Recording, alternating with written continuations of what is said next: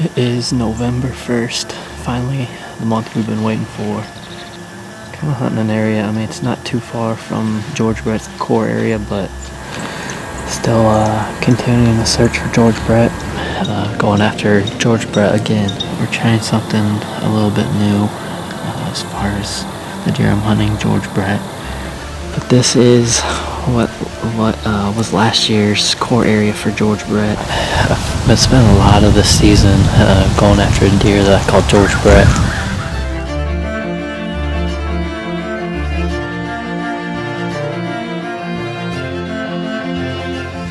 Still continuing the quest for George Brett, but I guess it's not much of a quest because I have no idea where that deer's at.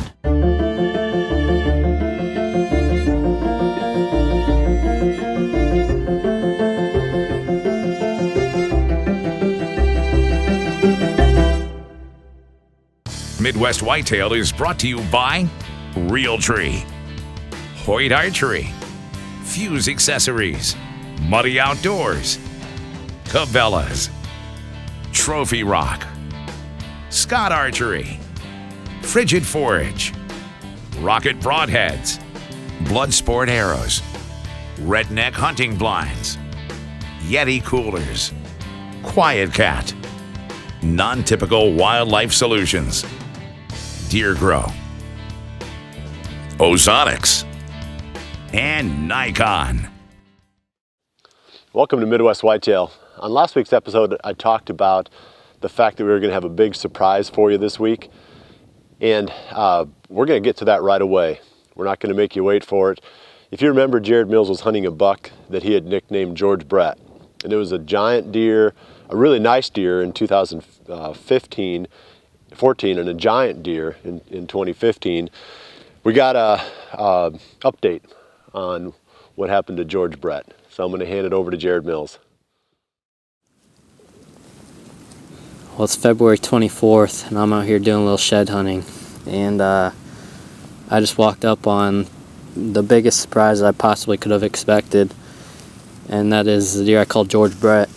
Obviously a deer I have a lot of history with, but I just can't believe I actually found him dead right here, even though I had a really good feeling that he was dead, mostly based on the fact that everyone that was getting pictures of him almost stopped getting pictures of him right around the same day, and no one had any clue as to his whereabouts or what happened to him.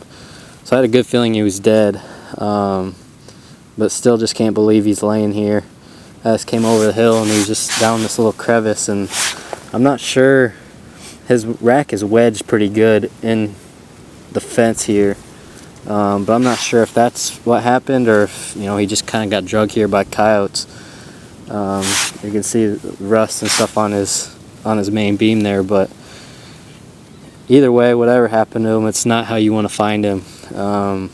Definitely, the only word that comes to mind is bittersweet. I'm relieved that I found him and he wasn't poached, because honestly that's kind of where I was at as far as thinking what happened to him, just because the way he disappeared and no one seemed to know anything. But it's definitely a relief to have some closure to the story, and I know for a fact I've never spent so much time thinking about or patterning a specific deer as I did this buck. So it's definitely a bittersweet moment. You put in so much time and effort trying to figure these deer out, and there's just so many different ways a deer can die, and obviously this is not what I envisioned for George Brett, but it's cool to at least have the rack, and I haven't got it out yet. I called the DNR and got all the legal stuff taken care of and got permission to take the head. So I'm excited to get it untangled from the fence here and actually get my hands on it. Just crazy. Like I said, it's good to have some closure. I still can't believe it. But the final chapter of the story of George Brett has finally come to an end.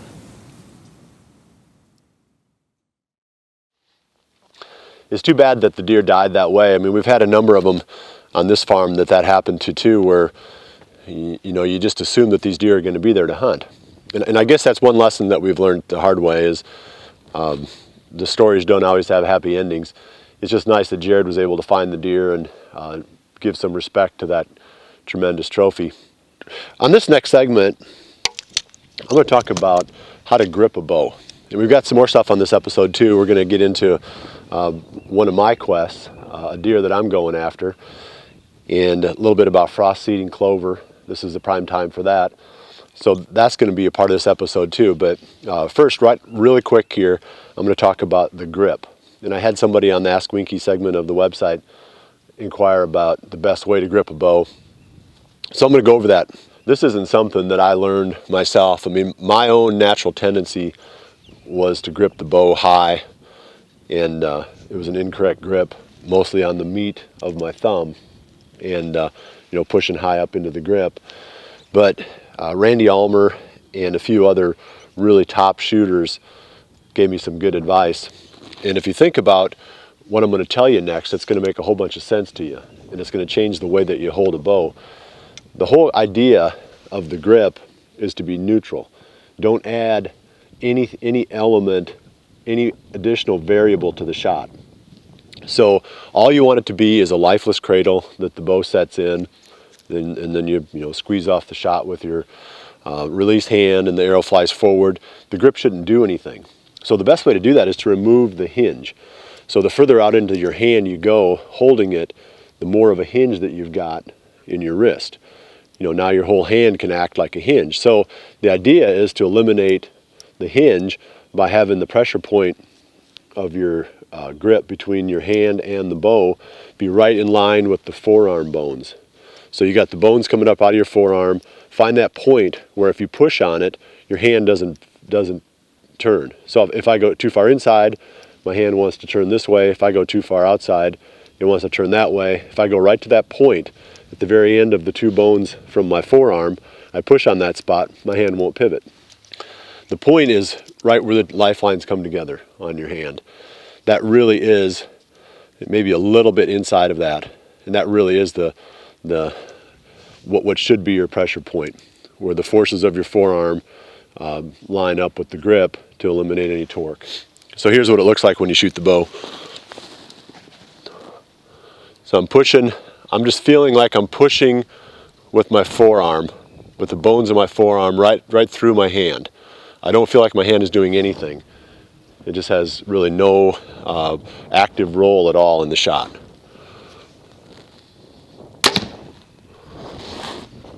It's just a lifeless cradle. So I'll take one more shot. Like I said, it's pretty hard to actually see that, but you'll be able to feel it when you're pressing against the point where those lifelines come together in your hand.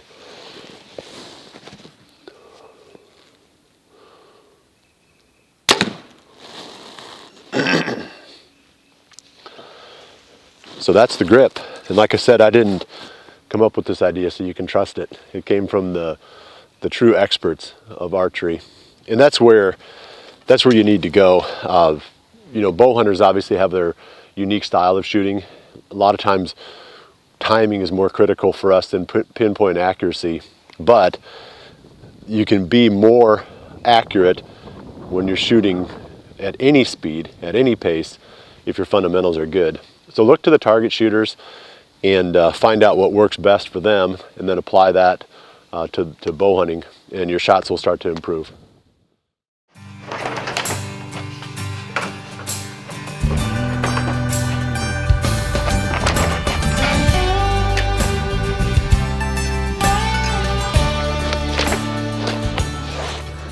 In this next segment, I'm going to be talking about frost seeding, but the bigger picture here is coming up with a plan for this buck that we picked out last year that we nicknamed Lefty.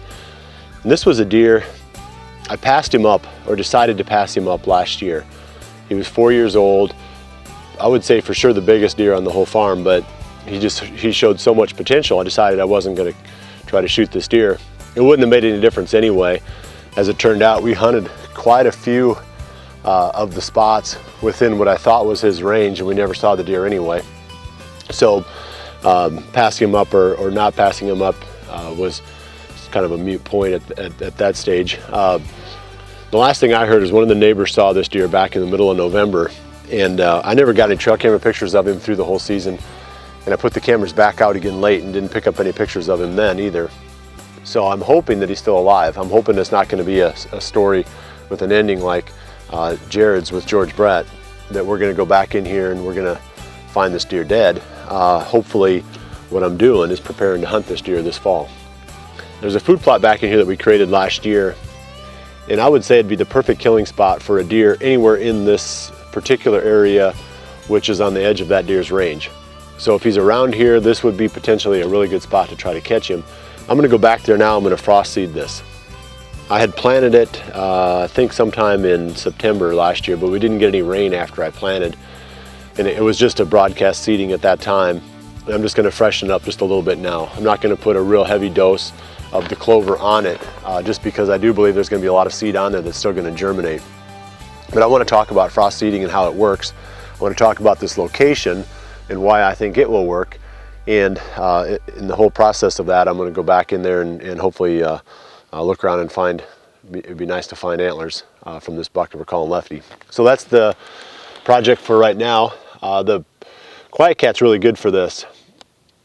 It's a little bit too soft right now to be driving the vehicles back in, and this gets me around a lot quicker and a lot easier. Obviously I don't need something quiet right now, so a four-wheeler would work just fine, but you can't stick a four-wheeler in the back of your truck like you can one of these. So that's a real nice advantage to the Quiet Cat. You can cover a lot of ground when you're shed hunting, throw it in the back of the truck, drive down the road, jump out, pull it out, cover some more ground. So that's the mission. Hopefully, I'll update you on the food plot once I get back there, and hopefully we can find an antler for you.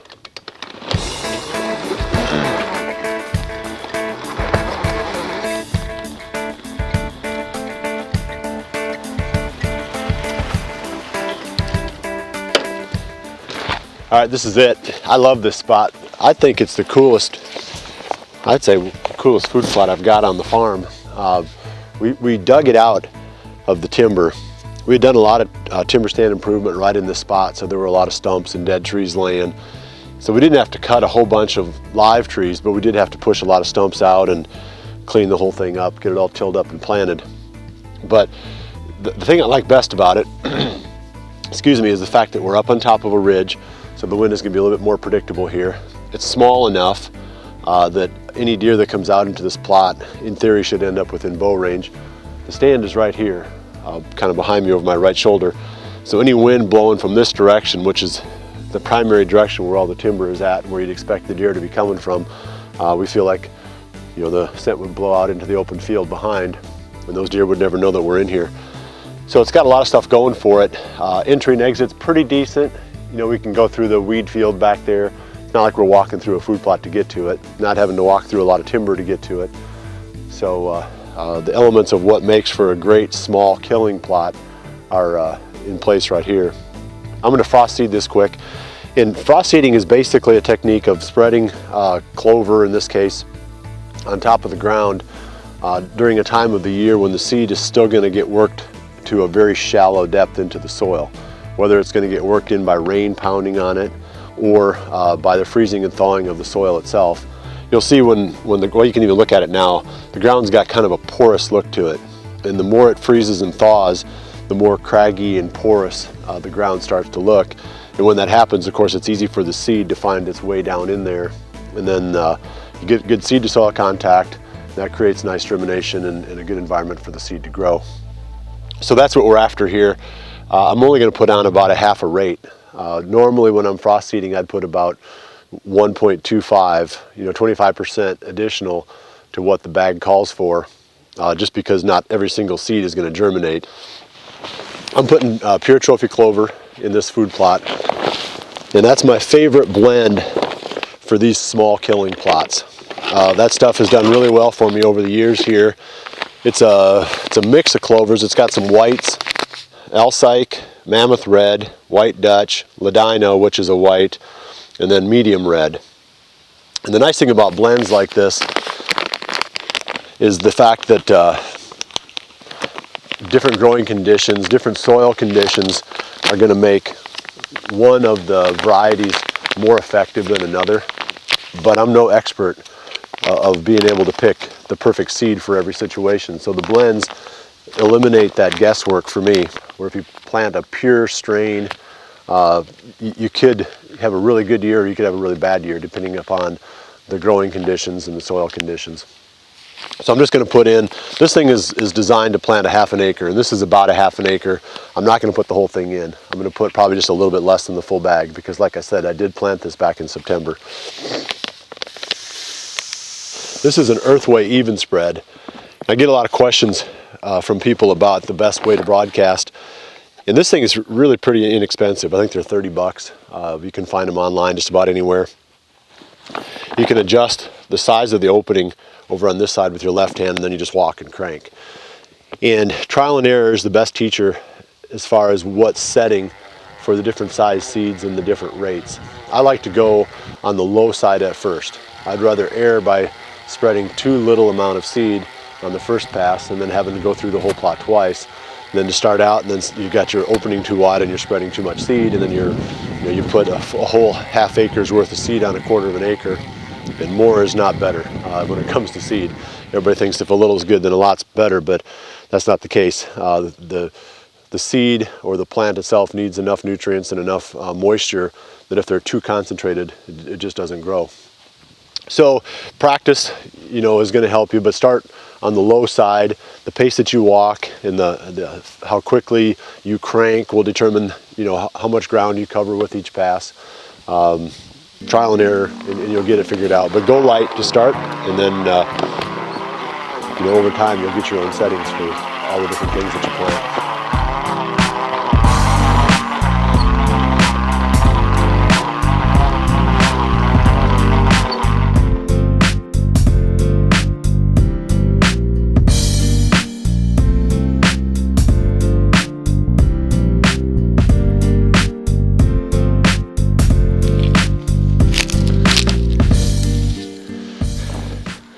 That one's been there for a while. If that's Lefty, it's from 3 or 4 years ago.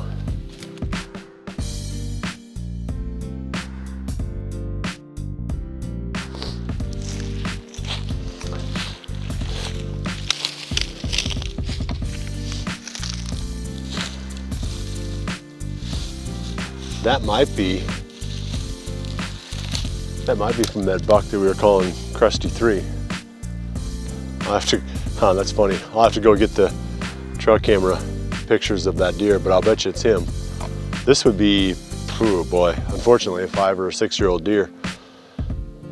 Proof that they don't all get big in Iowa.